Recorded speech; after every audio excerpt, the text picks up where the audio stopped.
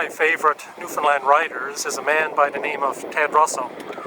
Ted Russell wrote a wonderful poem many years ago called Smoker Room on the Kyle, and this ship that you see in the background features famously in that poem. But I think the thing that endears me most to Russell's writing is a wonderful play that he wrote called The Holdin Ground. A holding ground in Newfoundland culture is a place where a ship or a boat would drop its anchor. A good holding ground needs a rocky bottom, jagged, cliffy type of rock, so that when the anchor is thrown over, the claw or the bill of the anchor would hook into the rock. And even if it slipped, it would find another rock very quickly. Therefore, during the storms and great tides, the ship would be secure no matter what happened. During these days, I think, we're going through stormy times. Many things are happening that cause people great concern.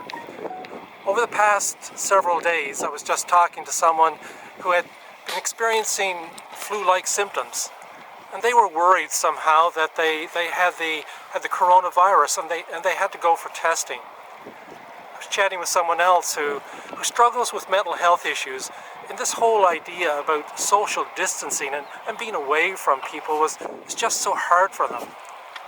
Talking as well with some friends who are missing their recovery meetings, and while they're able to connect in other ways, missing that opportunity to be around tables and sharing their concerns, well, that's a struggle. I've also chatted with people as well who are facing some financial concerns, and I've even talked with people, and I've seen real fear in their eyes as to what's going to happen to them and possibly happen to their families. In the Bible, there's a book called Hebrews, and the writer of Hebrews writes to a small church in Rome. And these people are going through a difficult time. There's great persecution and there's great discouragement, and they just don't know what's going to happen next. And he writes these words to this little church that I think that can help us as well. And he basically says, hold on.